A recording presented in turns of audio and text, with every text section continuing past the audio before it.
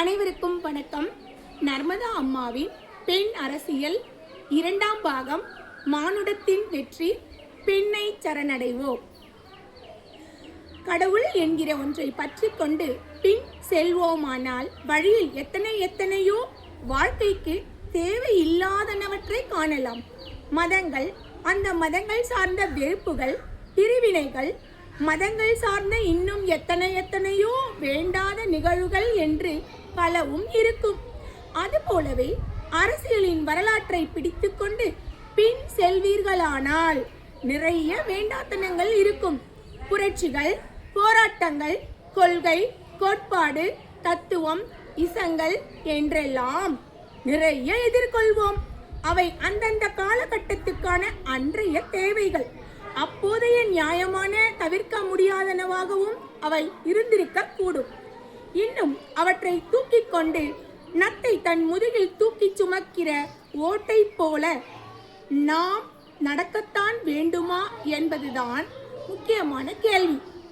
மனிதர்கள் விடுதலையாகி பயணிக்க வேண்டும். அந்தந்த காலகட்டத்தில் எது தேவையோ அது மட்டும் எடுத்துக்கொள்ள வேண்டும். ஒவ்வொரு மதத்திற்குமான ஒரு புனித நூல் போல ஒட்டுமொத்த உலகத்துக்கான புனித நூல் ஒன்றினை நாம் உருவாக்க வேண்டும்.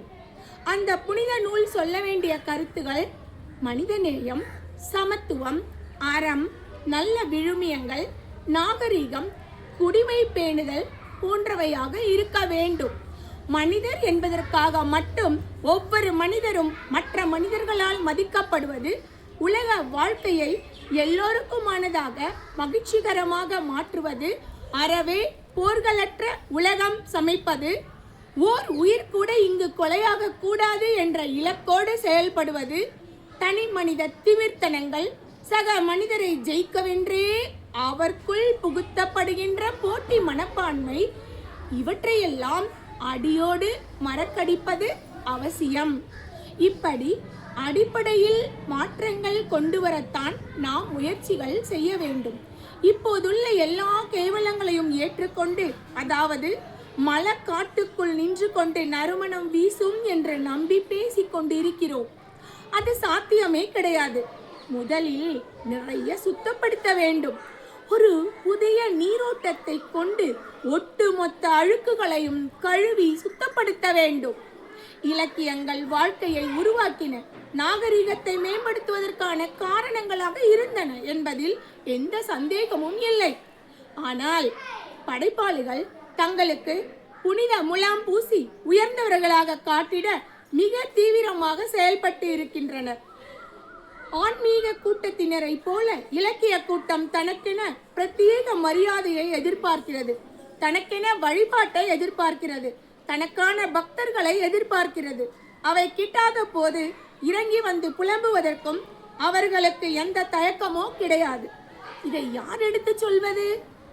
உயர்ந்த இடத்திற்கு உரியவர்களாக தம்மை நினைத்து கொண்டு ஒரு போலி மயக்கத்தில் இருக்கும் எழுத்தாளர்கள் இலக்கியங்களின் குறைபாடுகளை நிச்சயமாக சாட மாட்டார்கள்.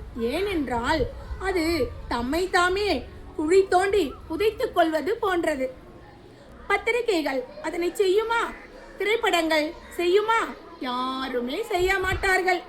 இங்கு எல்லோருமே பிறர் பார்க்க விதவிதமாக தின்பதுதான் பெருமை என்ற நம்பிக்கையை ஆழமாக கொண்டிருக்கிறார்கள்.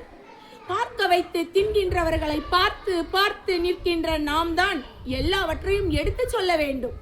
ஆனால் நமக்கோ எந்த உரிமையும் எந்த அதிகாரமும் அதை எடுத்து சொல்வதற்கு கிடையாது. இருப்பதிலேயே சரியான சிந்தனை கொண்டிருந்த கம்யூனிஸ்டுகள் புரட்சி என்று களமிறங்கினார்கள். அந்த காலகட்டத்தில் அது மிக நியாயமானது. நக்சலைட்டுகளாக இந்த வாழ்க்கையும் மரணமும் ஒன்றுதான் என்று சாகவும் துணிந்து வாழ்க்கையை காவு கொடுத்தார்கள். அது அந்த காலகட்டத்தின் ஒரு நிலை. அதனை குற்றம் சொல்வது கூடாதுதான். ஆனால் ஜனநாயகம் மலர்ந்து மக்களாட்சி நடந்து கொண்டிருக்கின்ற இந்த நூற்றாண்டில் புரட்சியையும் அது சார்ந்த பேச்சுகளையும் தவிர்த்துவிட்டு எளிய மொழியில் இறங்கி வந்து பேச வேண்டும். ஒரு சாமானிய மனிதருக்கும் அது புரிய வேண்டும். ஒரு மனிதருக்கான வாழ்க்கைக்கு என்ன தேவை என்பதை எளிய மொழியில் பேச வேண்டும். எப்போது பார்த்தாலும் எதையோ கொண்டு வந்து பேச்சில் எழுத்தில் இறக்கி வைத்தால்தான் மரியாதை என்ற எண்ணம் மறைய வேண்டும்.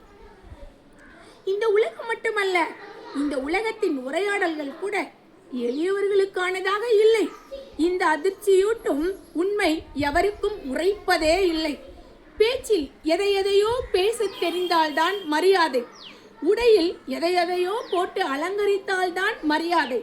ஆபரணங்களிலும் அவ்வாறே, எழுத்திலும் அவ்வாறே. எதையோ இட்டு நிரப்பினால்தான் வீட்டுக்கு மரியாதை. இப்படி போலி ஆடம்பரங்கள் மட்டுமே மரியாதைக்குரியன என்பதான ஒரு கேடுகட்ட வாழ்க்கை முறை, கேடுகட்ட சிந்தனைகளை நாம் பழக்கி வைத்திருக்கிறோம். நமக்கு பழக்கப்பட்டிருக்கிறது. எல்லோரும் இதை உணர வேண்டும். குறிப்பாக வளரும் இளைய தலைமுறை அயோக்கியத்தனமாக சுயநல சிந்தனைகளை, செயல்களை, நம்பிக்கைகளை, வாழ்க்கை முறையை ஒதுக்கி தள்ளும் வகையில் வாழ்க்கை பற்றிய நல்ல புரிதலை அவர்களுக்கு உருவாக்க வேண்டும். நல்ல கல்வியை ஊட்ட வேண்டும். தீயனவற்றை நல்லன என்று ஏற்றுக்கொண்ட அறியாமையை, முட்டாள்தனத்தை புரிய வைத்து தலை கீழ் மாற்றத்தை கொண்டு வர வேண்டும். சிந்தனை முழுக்க போட்டி சீழ்பிடித்து நாறுகின்ற இப்போதைய நிலையில் அவர்களால் நல்ல மாதிரி சிந்திக்க முடியாது. எந்த ஒரு நல்லதையும் அவர்களால் கற்பனை செய்ய முடியாது. ஏனென்றால் நல்லதே அவர்களுக்குள் இப்போது இல்லை. அன்னையர் ஆகிய பெண்களுக்கு எளிய மகிழ்ச்சிகள் போதுமானதாக இருக்கிறது. குழந்தை சிரித்தால் மகிழ்ச்சி, அது பாடினால் மகிழ்ச்சி, எளிய அழகுணர்வுகளில் மகிழ்ச்சி, இப்படியான ஒரு மனப்பாங்கு பெண்களுக்கு இருக்கிறது. அத்தகைய அன்னையரை இலக்காரமாக உருட்டி மிரட்டி புறந்தள்ளிவிட்டு கடந்து செல்வது முதிர்ச்சி என்று சொல்லப்படுகிறது. அதுதான் கம்பீரம் என்றும் கற்றுத்தரப்படுகிறது. அப்பாவை அறிவுக்கான ஹீரோவாக கொண்டு அம்மாவை அன்பு செலுத்த வேண்டிய ஒரு பொம்மையாக பார்க்க தொடங்கி விடுகிறார்கள் வளர்ந்த பிள்ளைகள். இத்தகைய பல கோளாறுகள் சேர்ந்துதான் இங்கு இப்படி எல்லாமும் தலைகீழாக கீழ்மையுடன் இருக்கிறது.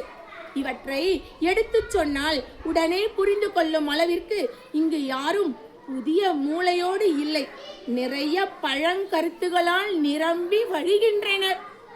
சாதி, மதம், திராவிடம், ஆரியம், கடவுள் மறுப்பு, தலைவர்கள் துதி, விமர்சனங்கள், லாவணிகள் என்று என்னென்னவோ பேசுகிறது இன்றைய வாழ்க்கை.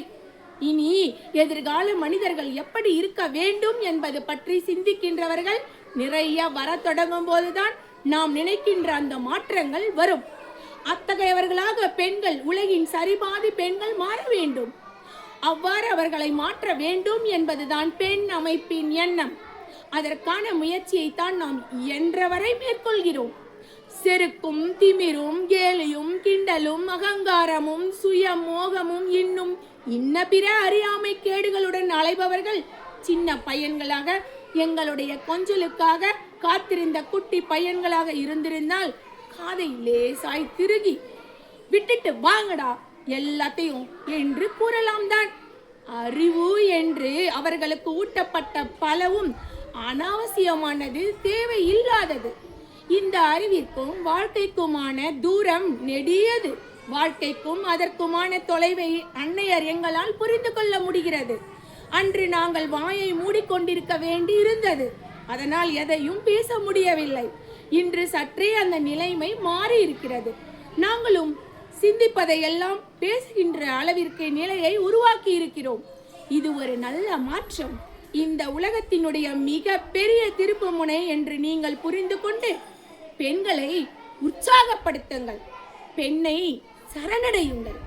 நன்றி, வணக்கம்.